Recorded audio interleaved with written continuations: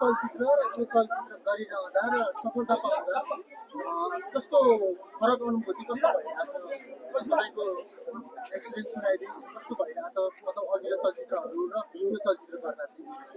होइन फरक त अब पहिलो योभन्दा अगाडि गरेको चलचित्र त्यो अर्कै चलचित्र हो सो यो पुरानो यतिकै पनि त्यो फरक भइ नै हाल्यो होइन सो त्यस्तो बिना मेरो लागि चाहिँ यो कुराहरू त्यस्तो बिना फरक मेरो लागि चाहिँ होइन किनभने योभन्दा अगाडि गरेका चलचित्रहरू पनि यसरी नै सफल भइरहेको नै हो अनि यसरी हल भिजिट पनि हिँडि नै रहेको हो अनि अडियन्स पनि जुन अडियन्स मेरो फर्स्ट मुभी गरेदेखि मैले जस्तो अडियन्सहरू भेटिरहेको थिएँ बच्चादेखि बुढो बाबामासम्म सो अहिले पनि त्यही नै अडियन्स भेटिरहेको छु सो मेरो लागि चाहिँ यो कुराहरू केही पनि नयाँ होइन तर एकपछि अर्को चलचित्र गर्दै जाँदाखेरि जसरी मेरो लागि दर्शकहरू चाहिँ मेरो लागि भन्दा पनि जुन दर्शक चाहिँ मैले गरेको फिल्म हेर्न आउनुहुन्छ उहाँहरू देखेर चाहिँ म एकदमै आफूले ग्रेटफुल छु भनौँ न त्यो कुराहरूको लागि चाहिँ जस्तो मैले गरेका चलचित्रहरू हेर्नलाई चाहिँ कुनै त्यो बााउन्ड्री छैन एजको बााउन्ड्री लिमिटहरू केही पनि हुँदैन सो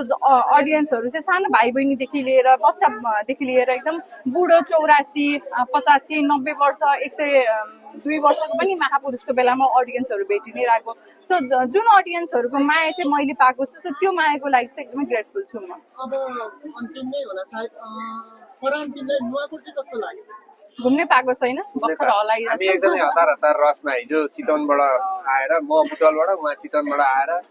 अनि नुवाकोटमा दर्शकहरूले जुन माया दिनु भएको छ हामी त्यहाँ पुग्नुपर्छ भन्ने हिसाबले एकदमै रसमा दौडिँदै आएको छौँ अब घुम्छौँ रिल्याक्सले घुम्छौँ अनि त्यस पछाडि बताउँछौँ फेरि हामी भेटौँला न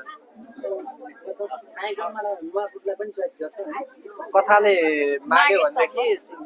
हामी सबैतिर अन्तिम होइन यता उहाँको बाँकी नै छ होइन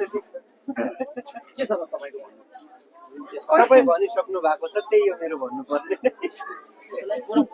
कोरम पुर्याउनु पर्छ मेरो एउटा जिज्ञासा है फरन मुभीले चाहिँ पछिल्लो समय खास वृद्ध बाआमाहरूले धेरै मुभीहरू हेर्नुहुन्न थियो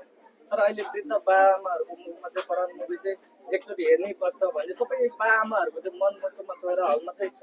प्रशस्तै बाआमाहरू गइरहेको देख्छु होइन यो खालको कन्सेप्ट हजुरलाई कसरी आयो यो चाहिँ एउटा युवाहरू विदेशी रहेको बेलामा बाआमासँग छुट्टिनु पर्दाको पीडा होइन धेरै कुराहरू छन् यो खालको कन्सेप्ट चाहिँ हजुरलाई कसरी आयो यो सुरुवात मेरै घरबाट सुरुवात भएको कथा हो र आम नेपाली समाजको कथा हो त्यस कारणले चाहिँ अहिलेको यो लहर ठ्याक्कै तपाईँले बुढाबा आमा भन्नुभयो 7-8 वर्षको बच्चादेखि लिएर 90 वर्ष 92 वर्षको बुढाबुढी आमा आमाहरू आउनु भएको छ हामीले